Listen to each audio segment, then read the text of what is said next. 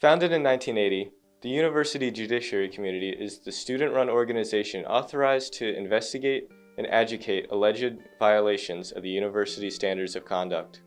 Every student signs the honor code when they matriculate at UVA, making a promise to never lie, cheat, or steal. But what about everything else?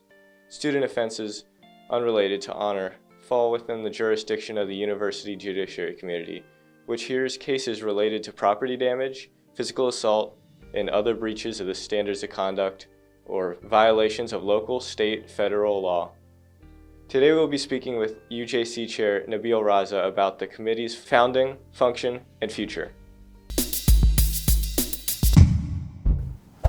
I'm Nabeel Raza. I am a fourth year in the College of Arts and Sciences, and I am chair of the UJC. So I got involved with the UJC on kind of a whim. I applied for the first year Judiciary Committee based on something I saw at the activities fair. People involved on exec. They were a group of passionate people who were incredibly empathetic and doing work on a voluntary basis, doing hours and hours of work because they believed in the institution and they believed in helping out other people.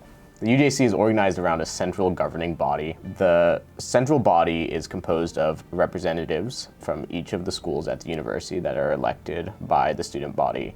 Those 27 representatives serve as judges on trials for students other than first years. We have a pool of counselors, which serve as the student attorneys in cases, a pool of investigators that investigate cases, and a pool of educators that educate the wider student body about the UJC. The process of a case starts with a report. Those go to deans, who usually will take an initial meeting and then refer it to the UJC, at which point the executive committee will review that report.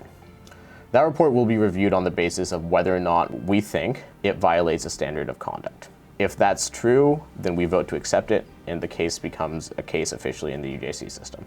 The trial looks a lot like a court trial, in which we have two sides, the accused student and the complainant, and they both enter on equal footing. We have two phases of trial. The first is a trial for guilt. At a trial for guilt, we're just arguing about facts. After the accused student is found guilty or pleads guilty, we enter a trial for sanction. And this is where sort of the true beauty of the UJC is. Both sides present their case again, but our goal now is to figure out what kind of outcome is going to be best for all parties involved. So we're trying to find a way that everyone can benefit from this experience, including the students and including the community and including the dean. After a trial for sanction, the judges will deliver a sanction. The sanction can be anything from an admonition, saying don't do this again, all the way up to expulsion. So usually what we're doing is landing somewhere in the middle. After those sanctions are complete, the case is done.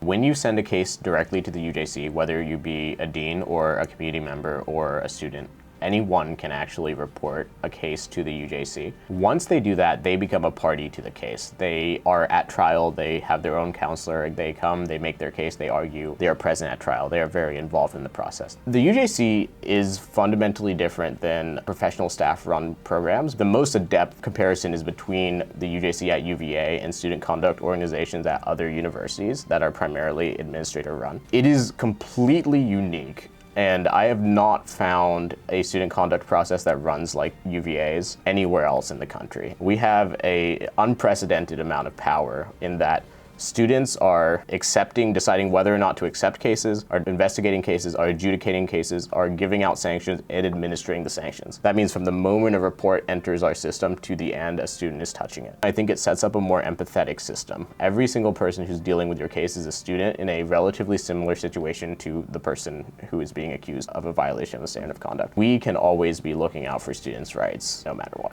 How students can get involved, there's a number of different ways. Unfortunately, you caught me right after our applications closed, which was at the beginning of September. However, we are still looking for people in the educator pool. The biggest thing you can do now is looking forward to the spring, run for election as a UJC representative. Anyone with one semester of good standing at their respective schools is eligible to run in the spring. I encourage you all to run. I think it's a great opportunity. There's a bunch of different ways to get involved, and if you're passionate about the kinds of things I was talking about, it's a great way to get involved. Otherwise, we will be recruiting again next fall, and you can always join.